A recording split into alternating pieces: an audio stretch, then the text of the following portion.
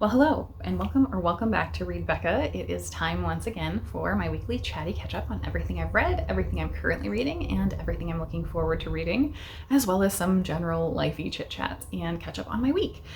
So I can't tell if filming is going to work here, but it's very, very bright and I can see there's some light streaming through, but I think this will work.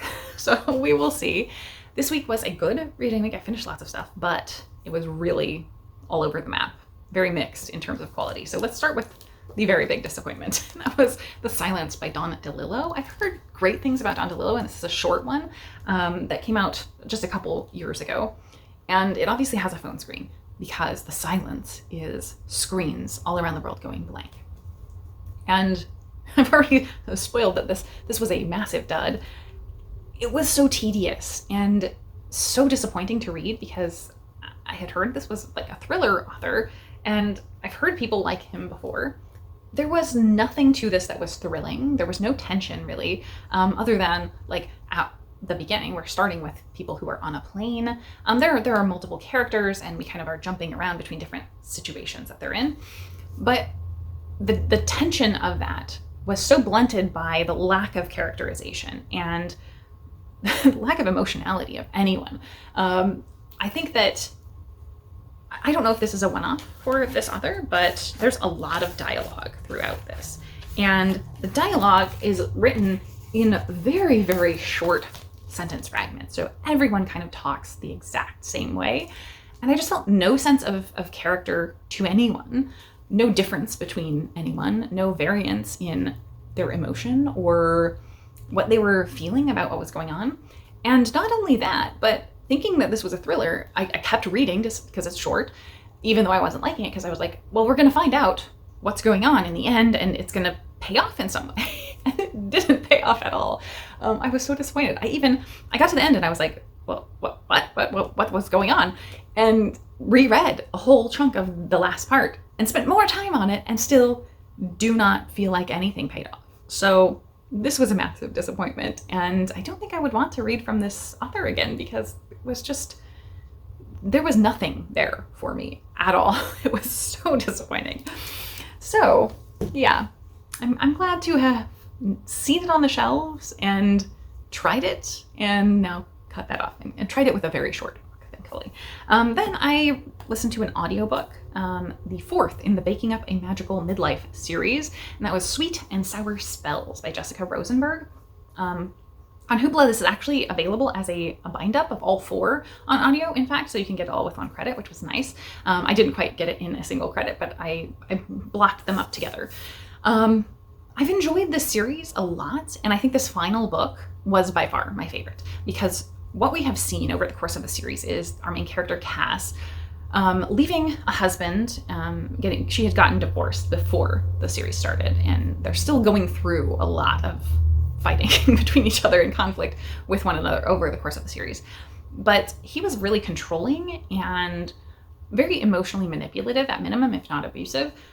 And that shaped who she was. And now she's hit midlife. That's the theme of the series, is her starting over at 40 with a daughter who's 12 and moving to a new place. She's moved from the South, I think Georgia, to the Boston area.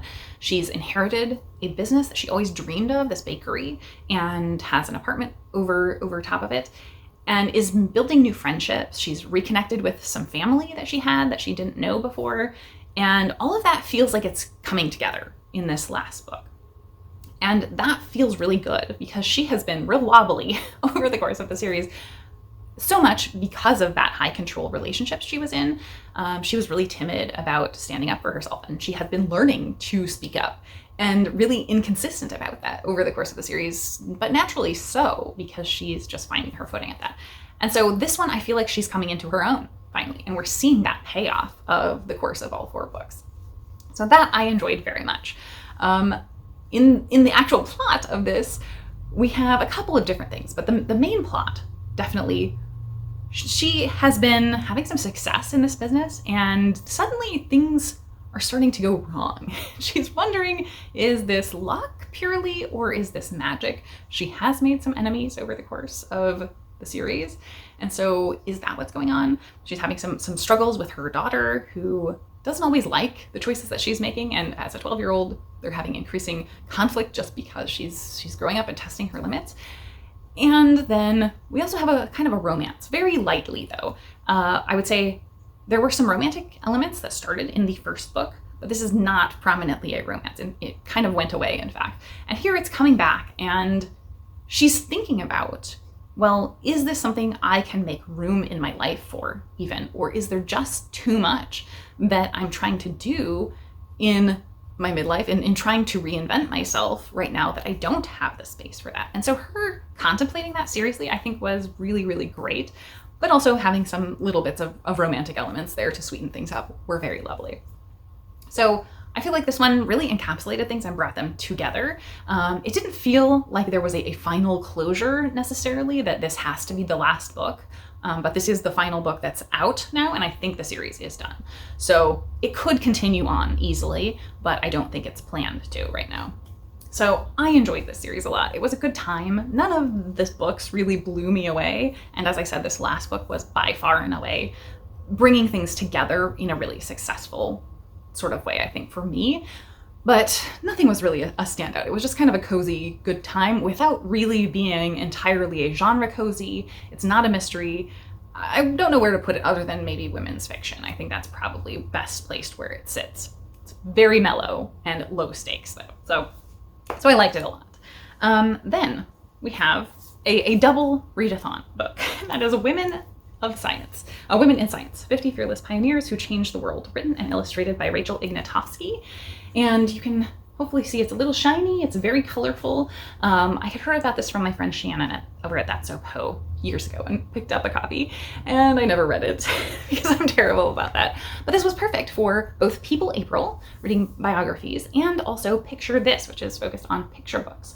So this is a sort of children's picture book for biographies of women in science, and every woman, the 50 women, are covered in a 2-page spread. So we have a picture of the woman and then a biography, full-page biography, but each bio has all of these little additional notes on the picture and around the frame of the biography.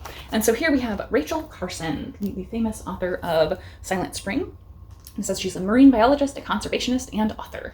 And I loved that we get the central biography that's really covering the meat and core of things, but then all of the little notes kind of give us a side. So maybe things that these women were not as well known for, or things that they did along the way. And I loved the density of information that it gave us without being boring or dry at all. So these were really fantastic. But they also have women from all throughout time. This is Esther Ledberg, who is a microbiologist. And we've got women from all the way from antiquity to near present. This is Katja Kraft, geologist and volcanologist. So it's full of wonderful stories of women. I think maybe the one thing I would have improved upon is having their date range for their life, because we don't have that. There is some positioning dates I noticed in every bio, so you can tell roughly when they were operating, but you couldn't tell what age they were when they were doing whatever thing they were doing because we didn't have their date range for their life.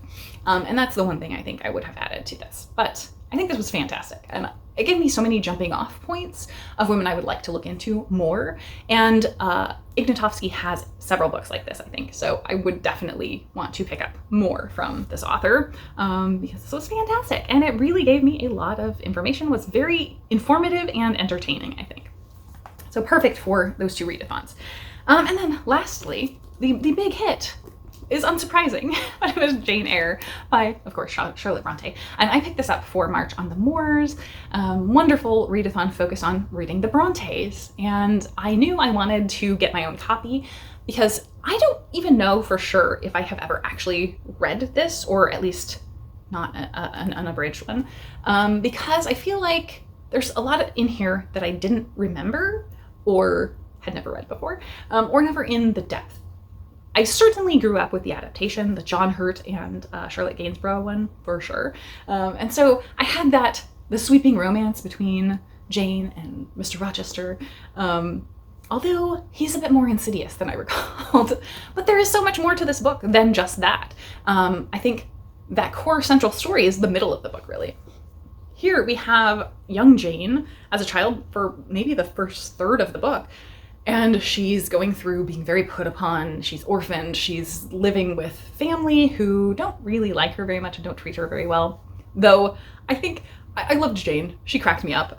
She's so melodramatic. And young Jane, I think, would have been friends with Anne of Green Gables because like they would have been kindred spirits over their living in the depths of despair very often.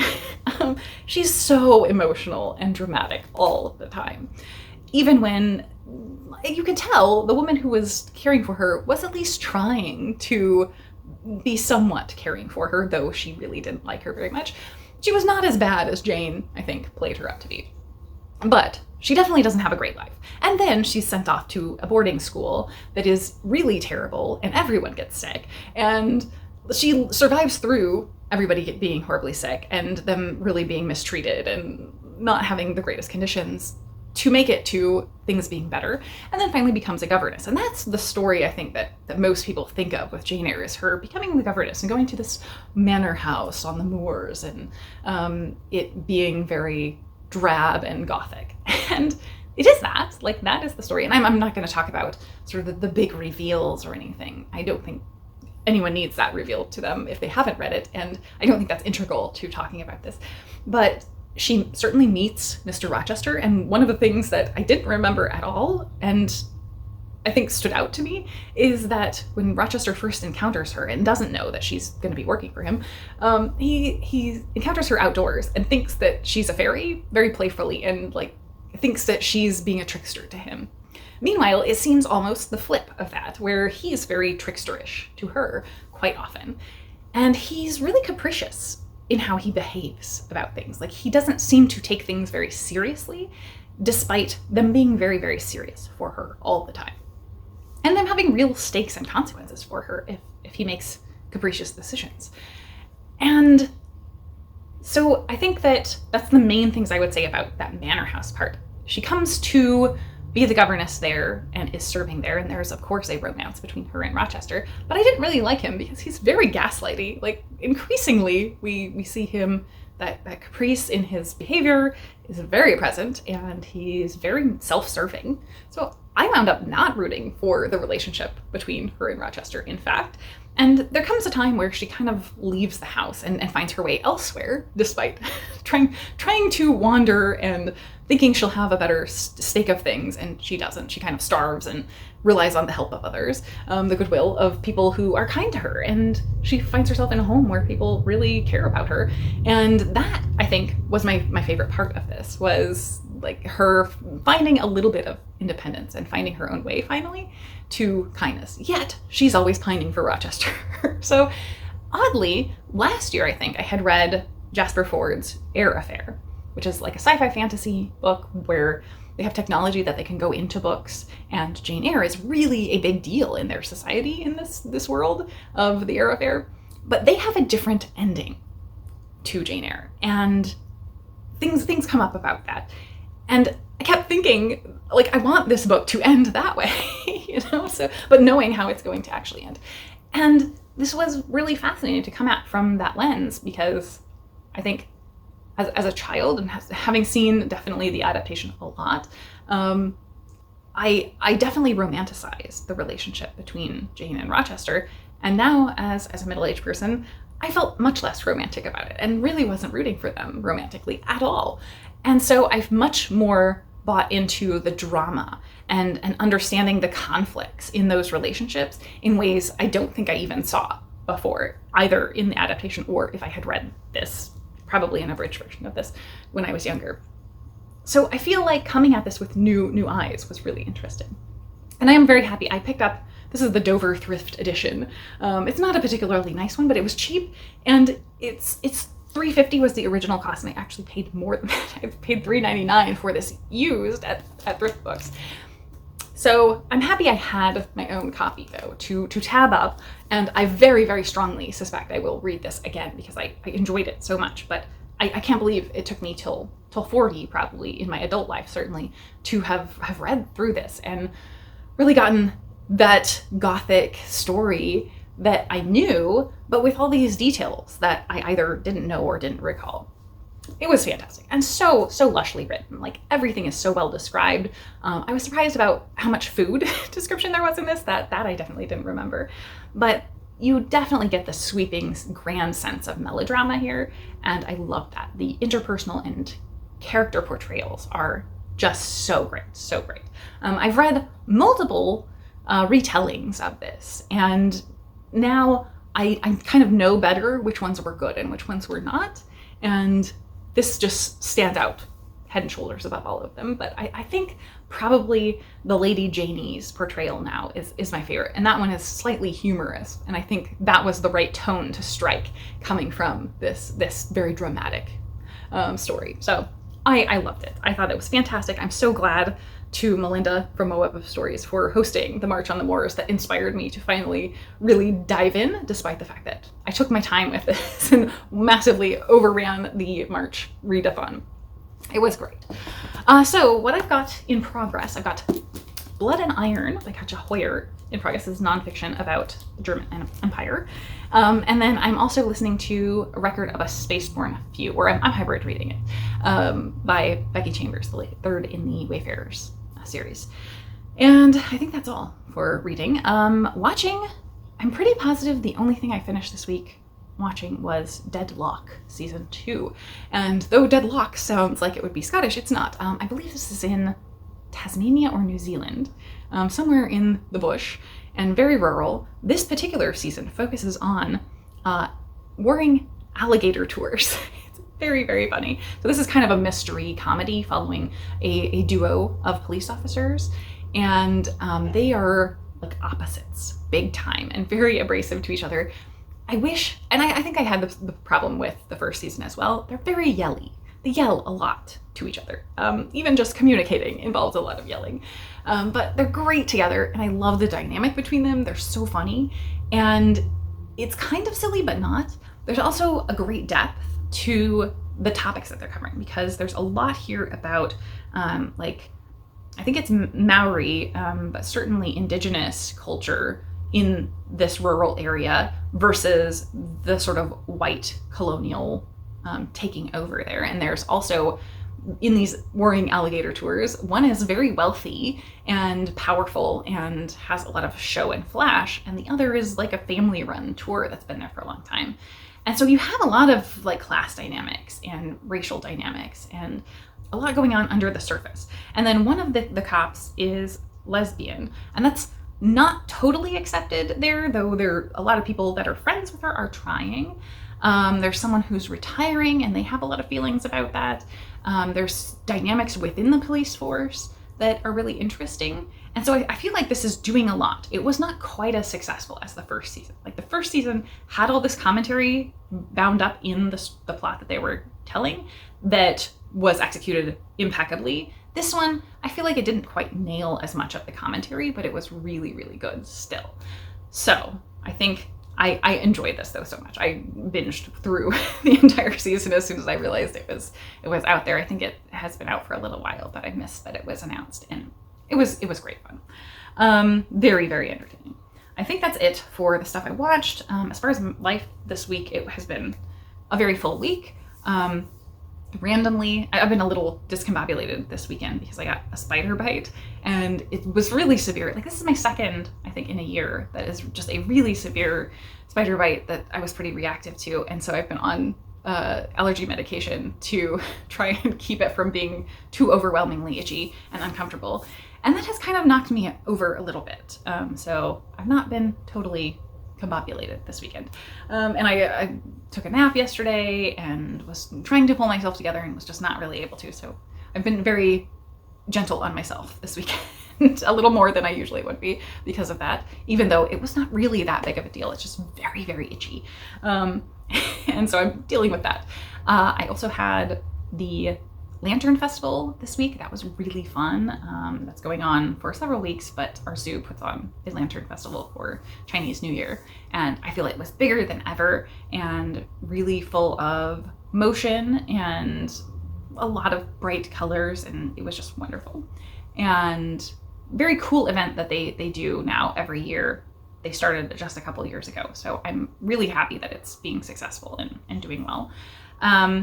I also had a course that I was doing for like dog behavior that I completed out this week, and that was exciting to get done. And I also have a new foster cat from the shelter that I foster for, and you will have seen her in my vlog that I posted a little bit, I think, toward the end, because I just got her earlier this week. And she's with me for some digestive issues, hopefully just for quarantining for about 2 weeks. And then I think she will be an instantaneous adoption once she gets available, because she's so funny. She's in, like, there's an era of cat life cycle where they're growing and they're kind of teenagers and they have just the long limbs, that they basically are like those Windstock dancing guys from Carla. That's where they're just like, I don't know what to do with these limbs. And so she is very floppy a lot, and she kind of is like a fur noodle most of the time, alternately bouncing off the wall and becoming a scarf on me. Like, she just will flop all around my neck and pass out. So she is very entertaining and very cute. So as I said, I think she will be with me just 2 weeks and then be gone. But sadly, I haven't had a foster cat in a couple months, and the cat I fostered previously, who it turned out who was not cat friendly at all, so she was not a very good fit for being here. She is still at the shelter, sadly. That is really heartbreaking, because she's been there for a couple months since I had her, and that breaks my heart. Though I'm very glad this cat, I think, is going to go immediately. But hopefully with summer coming up, I think more people start adopting in spring and summer, and hopefully someone will get the other cat that is not cat friendly. That's the main problem, is people with cats often have more than one or want more than one. And so solo cats don't get adopted as quickly. Anyway, so I think that's all for my week. Catching up, let's wrap up with my recommendation from the week. I had a lot of great things that I saw, but the one I want to recommend to you is from Katie at Books and Things. She did a video about Les Miserables book versus the musical. And I thought it was fantastic, because I have not read the book. It's very long, and that's why I haven't read the book, though I'm pretty sure I'm going to love it. And I think that was what she imparted the most, was how much there is that's been cut out of the musical to slim it down, and focused on a lot of things and characters that are much more prominent and much more fleshed out in the book, that really, really sold me on wanting to pick up the book. So I think it was a great video. Definitely sold the book, I think, at least for me anyway. So I highly recommend checking out that video. So with that, I think we're done for catching up this week. I think I will have my TBR up later this week for May, and not much that I'm planning to do, but I am excited to dive in to some indulging my moods, I think, for May. Anyway, so with that, I will say I hope you have a wonderful week in reading and in life, and thank you so very much for watching.